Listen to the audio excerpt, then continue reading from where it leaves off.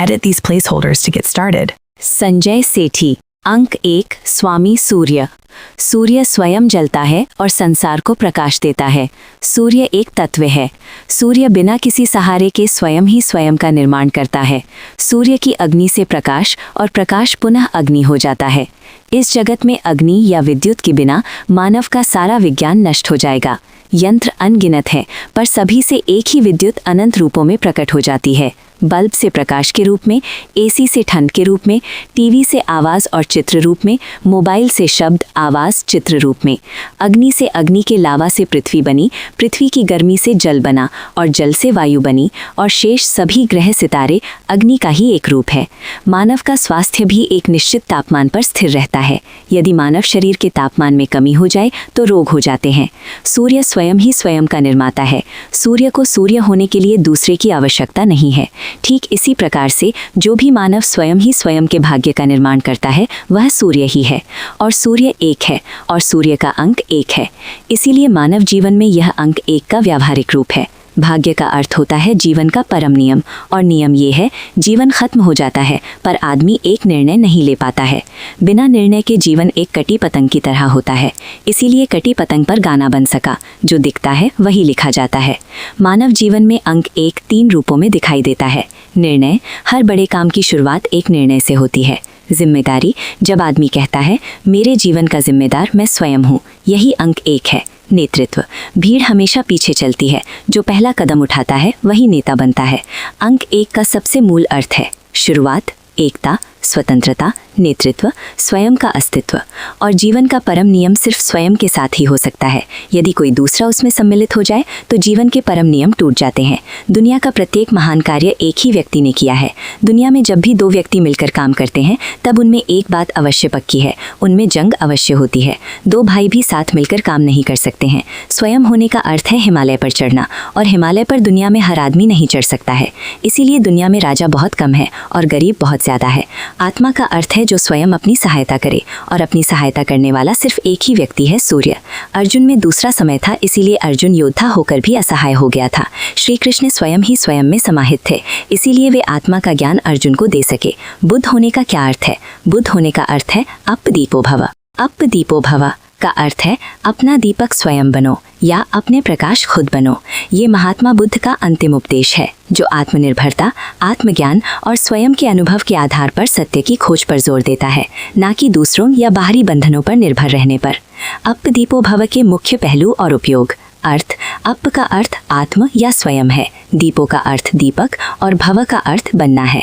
इसका तात्पर्य है कि आप स्वयं ही अपने मार्गदर्शक बने। संदर्भ, ये बुद्ध के महापरिनिर्वाण के समय उनके द्वारा कहे गए अंतिम शब्द हैं, जिसका मतलब है किसी भी बात को केवल परंपरा के आधार पर न मानकर अपनी समझ की कसौटी पर परखना है।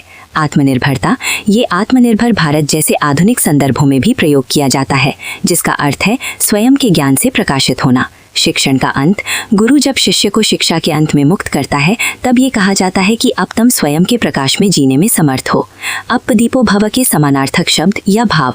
आत्मनिर्भरता, खुद पर निर्भर रहना। स्वयं प्रकाश, अपने ज्ञान से राह खोजना।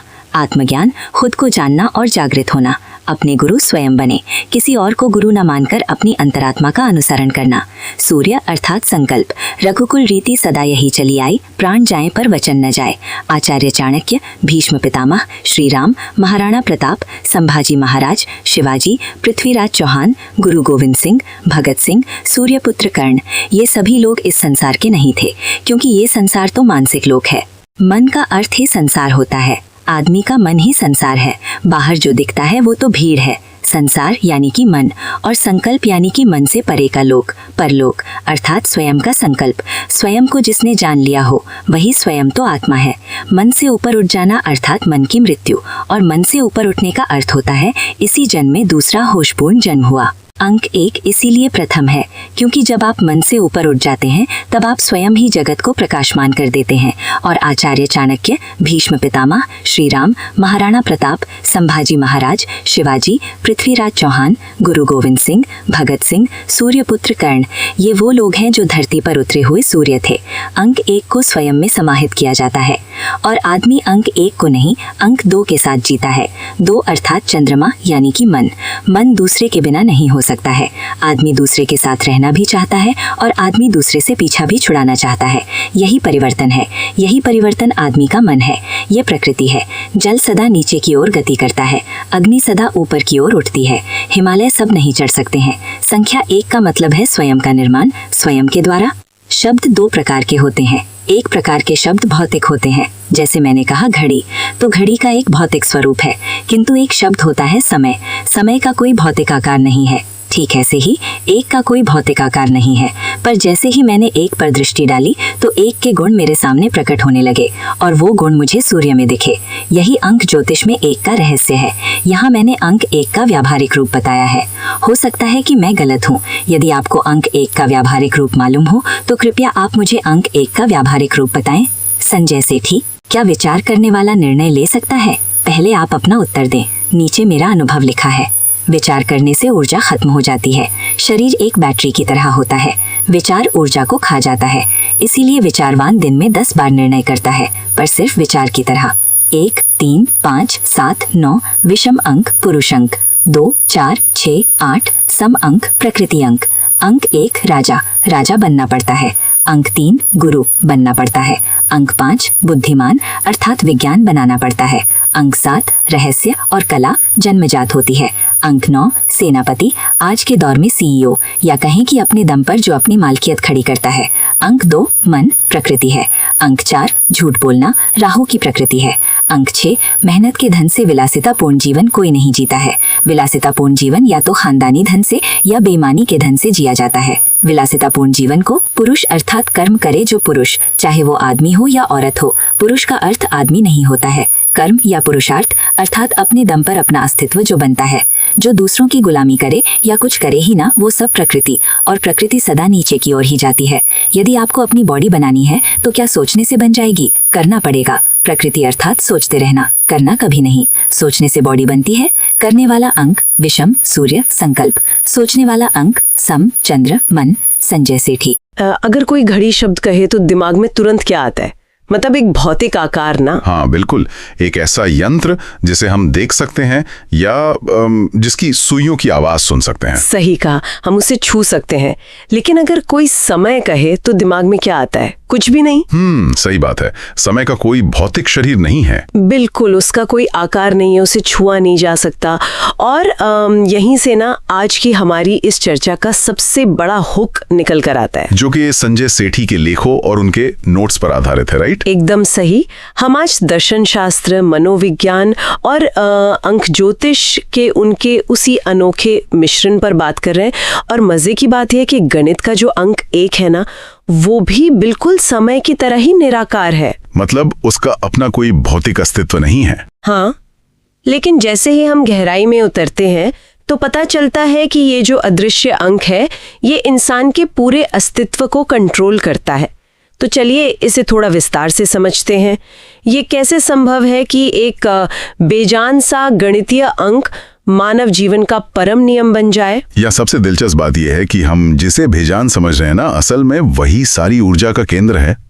आज हमारा मिशन यही समझना है कि कैसे ये अंक एक इंसान के भाग्य, उसके रोजमर्रा के निर्णयों और उसके स्वयं के अस्तित्व को पूरी तरह से परिभाषित करता है।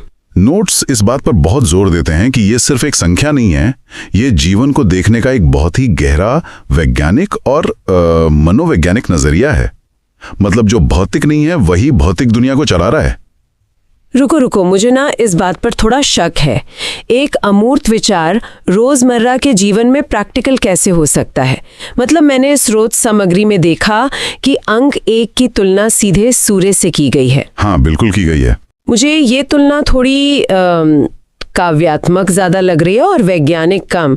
एक सूर्य और एक इंसान के जीवन में क्या ही समानता हो सकती है? ये सिर्फ एक कविता नहीं है। देखो, इसके पीछे ऊर्जा का एक बहुत ही ठोस सिद्धांत काम कर रहा है।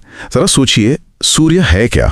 एक आग का गोला। हाँ, लेकिन उस सूर्य को जलने के लिए या अपना प्रकाश फैलाने के लिए किसी बाहरी सहारे की जरूरत नहीं होती। क्या वहां कोई ईंधन का पाइप है या कोई बैसाखी है? नहीं ना, वो स्वयं ही स्वयं का निर्माता है। नोट्स में एक बहुत ही स्पष्ट तकनीकी बिंदु दिया गया है कि इस जगत में अग्नि या विद्युत के बिना मानव का सारा विज्ञान सारी प्रगति नष्ट हो जाएगी। हाँ, क्योंकि अगर बिजली नहीं है तो हमारे सारे आधुनिक यंत्र तो बस कबाड़ है। बिल्कुल, और वो एक ही विद्युत ऊर्जा अनंत रूपों में प्रकट होती है। बल्ब में वो प्रकाश बन जाती है, एसी में ठंडक बन जाती है, टीवी में आवाज बन जाती है। यहाँ तक कि जिस पृथ्वी पर हम बैठे हैं वह भी मूल रूप से अग्नि के ठंडे हुए लावा से ही बनी है। अच्छा, तो मतलब मूल में सिर्फ अग्नि है। हाँ, सूर्य की अग्नि से प्रकाश बनता है और प्रकाश पुनः ऊर्जा या अग्नि हो जाता है। तो सूर्य होने का अर्थ है पूर्ण रूप से आत्मनिर्भर होना। उसे अपने अस्तित्व के लिए किसी दूसरे की आवश्यकता नहीं है। मैं समझ रही हूँ। और ठीक इसी तरह मनोविज्ञान के स्तर पर जो इंसान अपने भाग्य का निर्माण स्वयं करता है, जो अपने अस्तित्व के लिए दूसरों की स्वीकृति या सहारे पर निर्भर नहीं रहता, वो इंसान असल में ऊर्जा के उसी सूर्य सिद्धांत को जी रहा होता है। और क्योंकि सूर्य पूरे सौर मंडल में केवल एक है, इसलिए वो अंक 1 का साक्षात रूप है। अरे वाह, बिल्कुल। ये बहुत ही शानदार नजरिया है। इसे अगर हम जीव विज्ञान या स्वास्थ्य के नजरिए से देखें, जैसा कि स्रोत में कमाल का बिंदु दिया गया है कि मानव शरीर का स्वास्थ्य एक निश्चित तापमान पर ही स्थिर रहता है। हाँ, शरीर की गर्मी। हाँ, अगर शरीर का तापमान गिर जाए यानी उसकी गर्मी कम हो जाए तो इंसान को कई तरह के रोग घेर लेते हैं। एकदम सटीक। और अगर हम इसे जीवन की सफलता से जोड़कर देखें तो जैसे शरीर को गर्मी चाहिए, वैसे ही इंसान के जीवन में ऊर्जा, संकल्प या अग्नि की कमी उसे मानसिक और व्यवहारिक रूप से बीमार कर देती है। जिस व्यक्ति के भीतर कुछ कर गुजरने की आग बुझ गई है ना, वो असल में एक जीवित लाश के समान है। तो इस सब का असल मतलब क्या है? मान लीजिए एक आम इंसान है जो रोज ऑफिस जाता है, 9 से 5 की नौकरी करता है, EMI भरता है। उसके जीवन में अंक 1 या ये सूर्य आखिर कैसे दिखाई देगा? वो तो कोई साम्राज्य नहीं चला रहा है ना। स्रोत सामग्री इस बात को बहुत ही व्यवहारिक रूप से समझाती है। मानव जीवन में अंक 1 मुख्य रूप से 3 स्तंभों में दिखाई देता है। पहला है निर्णय। निर्णय मतलब फैसले लेना। हाँ, दुनिया के हर बड़े बदलाव या छोटे से छोटे काम की शुरुआत केवल एक स्पष्ट निर्णय से होती है। दूसरा स्तंभ है जिम्मेदारी। जब कोई इंसान खड़े होकर यह कहता है कि मेरे जीवन की मौजूदा स्थिति, चाहे वो अच्छी हो या बुरी, उसका जिम्मेदार मैं स्वयं हूं, तब वो असल में अंक 1 को जी रहा होता है। ओह, ये तो बहुत भारी बात है। लोग अक्सर दूसरों को दोष देते हैं। बिल्कुल। और तीसरा स्तंभ है नेतृत्व। भीड़ की ये एक मनोवैज्ञानिक फितरत है कि वो हमेशा पीछे चलती है, उसे कोई रास्ता दिखाने वाला चाहिए। हाँ, भीड़ खुद से कुछ शुरू नहीं करती। सही कहा। तो जो व्यक्ति पहला कदम उठाने का जोखिम लेता है वही नेता बनता है, वही अंक 1 है। नेतृत्व और जिम्मेदारी की जब बात आती है ना, तो मुझे स्रोत में दिया गया वो महाभारत का उदाहरण बहुत ही प्रासंगिक लगता है, अर्जुन और श्री कृष्ण का। हाँ, वो बहुत ही गहरा उदाहरण है। था उसके पास सारे अस्त्र शस्त्र थे, दुनिया की सबसे बेहतरीन ट्रेनिंग थी, लेकिन फिर भी वो कुरुक्षेत्र के मैदान में एकदम असहाय होकर बैठ गया। क्यों? क्योंकि अर्जुन उस वक्त स्वयं में नहीं था, अर्जुन में कोई दूसरा समाया हुआ था। बिल्कुल, वो दूसरों पर निर्भर था। वो सामने खड़े रिश्तेदारों के मोह से बंधा था। उसका पूरा निर्णय इसी बात पर टिका था कि दूसरे लोग क्या सोचेंगे या दूसरों का क्या होगा। हाँ, जबकि श्री कृष्ण स्वयं ही स्वयं में समाहित थे। वो पूर्ण रूप से स्वतंत्र और अंक 1 का प्रतीक थे। और चूंकि कृष्ण किसी दूसरे की मनोवैज्ञानिक निर्भरता से मुक्त थे, इसीलिए वे अर्जुन को वह परम ज्ञान दे सके जिससे अर्जुन वापस अपने संकल्प यानी अपने अंक 1 में लौट सका। बिल्कुल। और इस पूरी अवधारणा को अगर हम महात्मा बुद्ध के जीवन से जोड़ें तो ये और भी स्पष्ट हो जाती है। बुद्ध के जीवन का अंतिम उपदेश क्या था? उनके शब्द थे, अप दीपो भव। अपना दीपक स्वयं बनो। हाँ, अपना दीपक स्वयं बनो। ये उपदेश पूर्ण आत्मनिर्भरता और स्वयं के अनुभव के आधार पर सत्य की खोज पर जोर देता है। एक सच्चा गुरु भी अपने शिष्य को शिक्षा के अंत में तभी मुक्त करता है जब वो कह सके कि अब तुम अपने स्वयं के प्रकाश में जीने में समर्थ हो गए हो। तो जो आधुनिक समय में आत्मनिर्भर होने की बातें होती हैं, वो भी इसी का हिस्सा है। 100%। किसी भी बात को सिर्फ इसलिए न मान लेना क्योंकि वो सालों से चली आ रही है, बल्कि खुद की समझ और तर्क पर उसे परखना ही असल में अंक 1 होना है। रुको, यहाँ एक बहुत बड़ा विरोधाभास है। अगर अकेले रहना, स्वयं का दीपक बनना और किसी दूसरे पर निर्भर न होना इतना ही शक्तिशाली है, तो इंसान के विकास का पूरा इतिहास तो कुछ और ही कहानी कहता है। वो कैसे? इंसान हमेशा से समूहों में, कबीलों में क्यों रहा है? अगर अकेला सूर्य बनना ही चरम लक्ष्य है तो ये इतनी बड़ी भीड़ क्या है? लोग हमेशा दूसरों के साथ क्यों रहना चाहते हैं? क्या मानव का बुनियादी स्वभाव समूह में रहना नहीं है? अगर हम इसे व्यापक संदर्भ में देखें तो ये बात मानव मनोविज्ञान की एक बहुत गहरी और शायद थोड़ी कड़वी सच्चाई खोलती है। स्रोत के अनुसार जब भी दो व्यक्ति मिलकर काम करते हैं ना, तो उनमें एक बात 100% पक्की होती है। क्या? उनमें जंग या वैचारिक टकराव अवश्य होता है। अरे ये तो बहुत ही निराशावादी नजरिया नहीं हो गया? क्या हर सहयोग बर्बाद होने के लिए बना है? क्या दो सफल को-फाउंडर्स या एक सफल शादी जैसी चीजें अस्तित्व में नहीं है? नहीं, यहाँ जंग का अर्थ हमेशा तलवारें खींचना नहीं है। इसका अर्थ है ऊर्जा का बंटवारा और समझौते करना। यहाँ तक कि दो सगे भाई भी लंबे समय तक बिना किसी वैचारिक समझौते के एक साथ काम नहीं कर सकते। जहां दूसरा आता है वहां नियम बदलने पड़ते हैं। समझौता करना पड़ता है। बिल्कुल। स्वयं होने का या अकेले अपने दम पर खड़े होने का अर्थ है हिमालय की चोटी पर अकेले चढ़ना। और जाहिर है हिमालय पर चढ़ने का जोखिम दुनिया का हर आदमी तो ले नहीं सकता। सही बात है। यही कारण है कि दुनिया में राजा या चरम शिखर पर पहुंचने वाले लोग बहुत कम होते हैं और भीड़ का हिस्सा बनने वाले लोग बहुत ज्यादा। राजा वो है जो एक है, जो अकेले और स्वतंत्र निर्णय लेने की क्षमता रखता है। भीड़ वो है जो अपनी जिम्मेदारी दूसरों पर टालना चाहती है।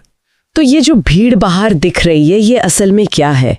ये अपनी जिम्मेदारी से भागने का एक सामूहिक प्रयास है? हाँ, स्रोत बहुत स्पष्ट रूप से कहता है कि जो बाहर दिखता है वो केवल भीड़ है और इंसान का जो मन है असल में वही संसार है। मन का अर्थ ही संसार होता है। मन ही संसार है? मतलब आदमी का मन बहुत ही अस्थिर और विरोधाभासी है।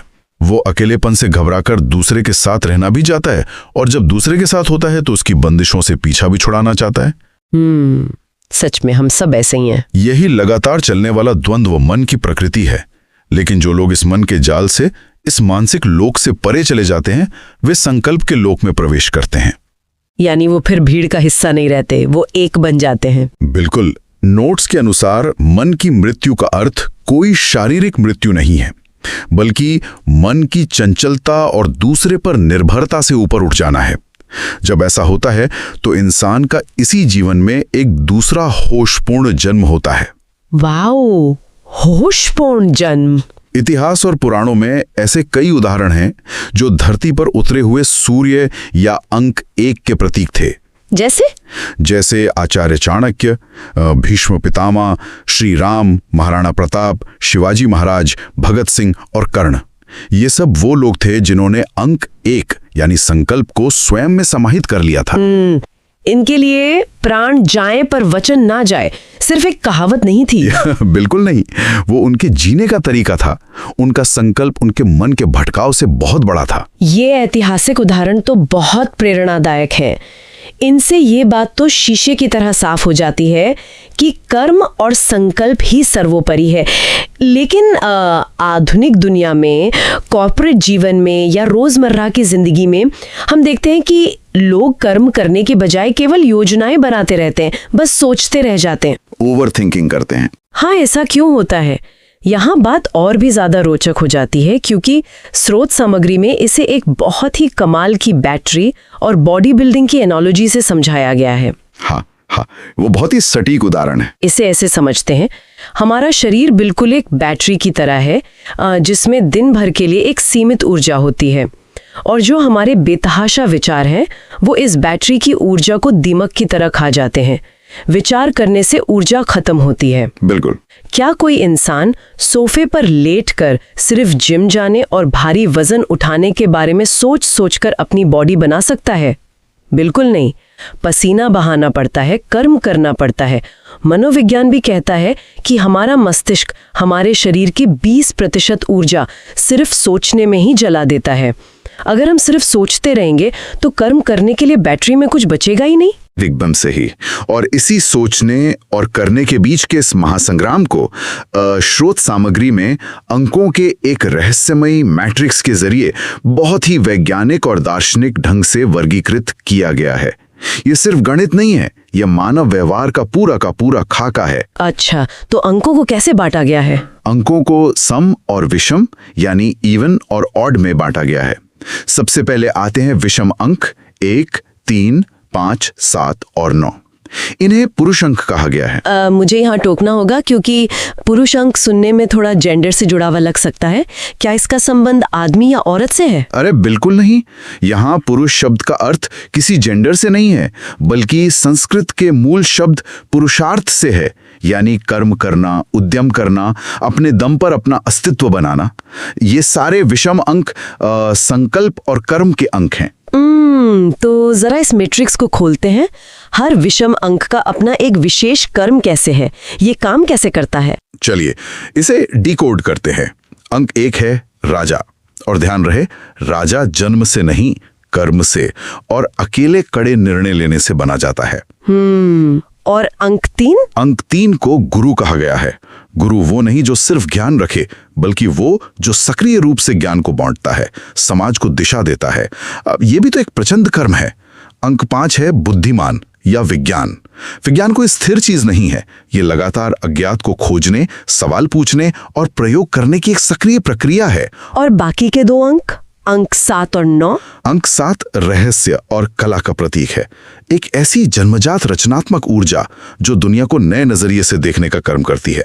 और अंक 9 है सेनापति, जिसे आज के कॉर्पोरेट दौर में हम एक CEO कह सकते हैं, जो सब कुछ मैनेज करता है। हाँ, वो जो शून्य से शुरू करके अपने दम पर अपनी रणनीतियों और कर्म से एक पूरी सल्तनत या कंपनी खड़ी करता है। ये सभी 1 से 9 तक के विषम अंक असल में सूर्य के अंश हैं। ये सिर्फ विचार नहीं करते, ये जमीन पर उतरकर करते हैं। ये तो हो गए कर्म करने वाले अंक, लेकिन समाज का एक बहुत बड़ा हिस्सा तो सिर्फ सोचता ही रह जाता है। उनका क्या? जो दूसरे अंक है सम अंक, वो कैसे काम करते हैं? दूसरी तरफ है सम अंक 2, 4, 6 और 8। इन्हें प्रकृति अंक या मन के अंक कहा गया है। और देखिए, प्रकृति का एक अटल नियम है, वो सदा नीचे की ओर गति करती है, बिल्कुल जल की तरह। पानी की तरह? हाँ, पानी हमेशा ढलान खोजता है। तो क्या ये अंक इंसान को ढलान की तरफ ले जाते हैं, नीचे की तरफ? पूरी तरह से। जैसे अंक 2 चंद्रमा और मन का प्रतीक है, और मन कभी एक जगह टिकता नहीं, वो हमेशा पूर्णिमा से अमावस्या की तरह बदलता रहता है, अस्थिर रहता है। अंक 4 राहु की प्रकृति है, जो झूठ, भ्रम और मानसिक चालबाजियों से जुड़ा है। यह इंसान को सच्चाइयों का सामना करने से रोकता है। अंक 6 विलासिता को दर्शाता है, लग्जरी को। लेकिन विलासिता तो बहुत से लोग चाहते हैं, इसमें बुराई क्या है? देखो, बुराई विलासिता में नहीं है, उसके स्रोत में है। नोट्स का एक बहुत ही गहरा दार्शनिक तर्क है थी, केवल अपनी मेहनत और कर्म के धन से विलासितापूर्ण जीवन नहीं जिया जा सकता। जैसे बिना काम किए ऐश करना। जो विशुद्ध विलासिता है वो या तो खानदानी धन से आती है, जिसमें आपका अपना कोई कर्म नहीं है, या फिर बेईमानी से। ये तो सोचने वाली बात है। और अंत में आता है अंक 8, जो शनि और दुख का प्रतीक है। निष्कर्ष ये है कि जो इंसान कर्म नहीं करेगा, सिर्फ मन के ख्यालों में खोया रहेगा, वो इसी प्रकृति के चक्र में फंसेगा और पानी की तरह हमेशा नीचे की ओर ही गिरेगा। दुख उसका अंतिम गंतव्य होगा। ये तो एक तरह से आंखें खोलने वाला और थोड़ा डराने वाला भी विश्लेषण है। अगर हम इसे दार्शनिक तौर पर देखें तो एक विचारवान व्यक्ति जो सिर्फ ख्यालों में उलझा रहता है, वो दिन भर में 100 बार निर्णय लेता है। मैं कल से ये काम शुरू करूंगा, मैं अपनी नौकरी छोड़ दूंगा, मैं अपना बिजनेस शुरू करूंगा। हाँ, रोज यही सोचता है। लेकिन क्योंकि वो अंक 2 यानी मन के प्रभाव में है ना, वे निर्णय सिर्फ विचार बनकर ही रह जाते हैं। मस्तिष्क की ऊर्जा जल जाती है, लेकिन जमीन पर कोई कर्म नहीं होता। और बिना किसी ठोस निर्णय और कर्म के इंसान का जीवन कैसा हो जाता है? एक कटी पतंग की तरह, जिधर हवा का झोंका आया उधर उड़ गए। उसका अपना कोई नियंत्रण नहीं होता। और जो बेसहारा और दिशाहीन दिखता है, उस पर लोग सिर्फ तरस खाते हैं। इस पूरी चर्चा का जो मूल सार निकल कर आता है ना, वो बहुत ही स्पष्ट है। हमें विचारों, ओवर थिंकिंग और मन के उस दलदल से निकलना ही होगा, जिसे अंक 2 या सम अंकों से दर्शाया गया है। बिल्कुल। सिर्फ ख्यालों में महल बनाने से या सुरक्षित समूहों में छुपकर दूसरों पर निर्भर रहने से किसी का विकास नहीं हो सकता। इंसान को अंक 1 की उस स्वतंत्र और प्रचंड ऊर्जा को अपनाना ही होगा, यानी कड़े संकल्प लेना, अपनी वर्तमान स्थिति की पूरी जिम्मेदारी स्वयं के कंधों पर उठाना और बिना किसी सहारे के कर्म के मैदान में उतरना। जो इंसान सिर्फ सोचता रहता है, वो असल में अपने ही पतन की तैयारी कर रहा होता है। इससे एक बहुत ही महत्वपूर्ण सवाल खड़ा होता है और यह कुछ ऐसा है जिस पर इस चर्चा के बाद बहुत गहराई से विचार करने की आवश्यकता है। स्रोत के नोट्स में हमने ये देखा कि प्रकृति और मन दोनों ही जल की तरह हैं, हमेशा नीचे की ओर गति करते हैं, ढलान की तरफ जाना उनका डिफॉल्ट स्वभाव है। जबकि कर्म, संकल्प और अंक 1 अग्नि की तरह हैं, जो हमेशा गुरुत्वाकर्षण के विपरीत ऊपर की ओर उठते हैं। अब जरा एक वैज्ञानिक तथ्य पर गौर कीजिए। मानव शरीर तो स्वयं इसी प्रकृति का हिस्सा है। हमारा शरीर लगभग 70% जल से ही तो बना है। ओहो, ये तो एक बहुत ही गहरा और बुनियादी विरोधाभास हो गया। बिल्कुल। तो सवाल ये उठता है कि चूंकि इंसान का शरीर पानी से बना है, तो क्या इंसान का मूल डिफॉल्ट स्वभाव ही नीचे गिरना, आलस्य में डूबना और सिर्फ सुरक्षित विचारों में खोए रहना है? क्या एक महान व्यक्ति बनना, खुद को अंक 1 में ढालना, अपदीपो भव के मार्ग पर चलना, माफ करना, क्या ये सब वास्तव में इंसान की अपनी ही शारीरिक और मानसिक बनावट के खिलाफ एक आजीवन चलने वाला विद्रोह है? क्या महानता हासिल करने का सीधा सा अर्थ यह है कि इंसान को हर दिन हर पल अपनी ही प्राकृतिक प्रवृत्तियों से जंग लड़नी पड़ती है? ये सवाल ये सोचने पर मजबूर जरूर करता है कि हम अपने जीवन में पानी की तरह गुरुत्वाकर्षण के आगे हार मानकर बस बह रहे हैं, या आग की तरह हर विरोध को चीरते हुए ऊपर उठने का संघर्ष कर रहे हैं।